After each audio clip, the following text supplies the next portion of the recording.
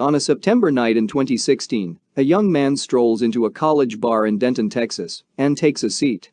He chats easily with the women around him and seems like any other carefree student out for the night. But Charles Bryant is not who he seems. The 29-year-old doesn't attend the University of North Texas, located just across the street. In fact, he's barred from even stepping foot on campus because his ex-girlfriend, freshman Caitlyn Mathis, has a restraining order against him. Just 6 days prior, he was arrested for stalking her, and his night on the town is actually carefully planned to be within the conditions of his bond. As Bryant flirts with women at Fry Street Public House, no one knows his behavior is about to take a deadly turn. Welcome back to True Stories. Join our family in exploring some of the most twisted true crime cases. As always, don't forget to give the video a thumbs up and subscribe. Now, let's get into it. Caitlyn Mathis was 18 years old when she met Bryant, a personal trainer and bartender, in June 2016. He was definitely smooth. It seemed like he kind of had his life together. With an easygoing attitude and a chiseled appearance, Bryant made a great first impression on Mathis, who was working as a server at Buffalo Wild Wings in Grapevine, Texas, and had just graduated from high school. Bryant was 11 years older than Mathis. He was very charming, Mathis recalled.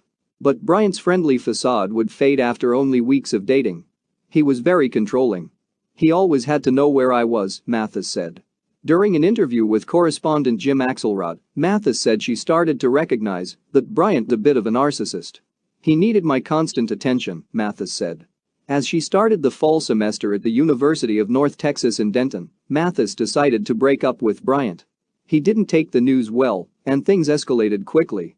When Bryant appeared at her dorm room the day after their breakup, Mathis called university police who banned him from campus. Undeterred, Bryant repeatedly contacted her. But Mathis was not interested in reconciling. At that point, I was scared, Mathis recalled. And she had a good reason to be. On September 6, what would have been their 3-month anniversary, Bryant once again found his way to Mathis's dorm room. Carrying a bouquet of flowers and a 2-page letter, he slipped by the security desk and knocked on Mathis's door. Terrified, she hid in a closet and called 911. Bryant fled and was promptly arrested by campus police for a second time. Mathis wouldn't see Bryant again as a free man, though he didn't stray far. Jacqueline Vandegriff was a 24-year-old student at the Texas Woman's University in Denton, Texas. She was majoring in health and wellness. Jackie was also described as a very nice and lovable person.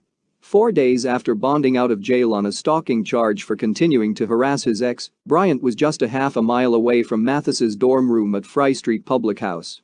Earlier in the day, he'd spoken to his attorney about the case against him and knew he was facing more time behind bars. As Bryant sipped drinks and chatted up college girls, they had no idea what was going on in his head. Tragically, a young woman named Jacqueline Vandegriff also walked into the bar on a mission that September night. The 24-year-old was looking for a job. Vandegriff was studying nutrition at Texas Woman's University in Denton and had no known connection to Bryant. Their introduction plays out on video surveillance as Jackie talks to the bartender about a possible position. Just hours after meeting Bryant, Vandegriff was dead. Her mutilated body was discovered at Grapevine Lake on September 14, 2016. But how she died and why were questions no one could answer until Ranger Holland got the suspected killer talking. On September 14, the police received a call about a body at Grapevine Lake. When they arrived, they found a charred body in a kiddie pool. The police were able to identify the young woman as Jacqueline Vandegriff using her fingerprints. The police immediately had their suspect, Charles. He was identified because he had given another young woman his business card, and the police recognized him because they dealt with him just shortly before Jackie's death. Charles was brought into the Grapevine police station and at first denied knowing Jackie. Yeah, it's crazy because I really don't remember meeting this girl. He then said he met her at a bar. Ranger Holland was assigned to talk to Charles. He had interviewed many narcissistic criminals before, so he made a ruse to try to get Charles to be his friend so he could ask him about the murder. Charles still said he didn't kill Jackie or know. Hey, how you doing? Today, so? Good. Jim home with the Rangers. Life good today or not? Today, you know how to kill someone. What were you from Caitlyn, man? He said he gave Jackie a ride home and they had sexual intercourse in his car. Charles had zip ties in his car and they decided to experiment. Jackie had choked when the zip tie was too tight, so she died. Ranger Holland wasn't believing it at all. Responsive, shaker. Ranger Holland then came up with a theory. He said that Charles had killed Jackie because she looked like Caitlyn. He told Charles he wasn't over his ex, and instead of killing Caitlyn, he killed someone who looked like her. The police were also searching Charles's house at that time.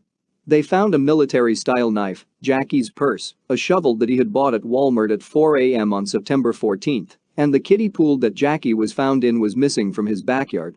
Once Charles was confronted with the evidence, he told Ranger Holland that he must have done it and set her on fire to destroy evidence. Charles was arrested and charged with murder. Charles Bryant was found guilty and sentenced to life in prison with the possibility of parole after 30 years. Caitlyn said she wished he had gotten the death penalty because she's afraid he'll come after her when and if he's released. We've come to the end, thank you for watching. Don't forget to give the video a thumbs up and subscribe. Till next time.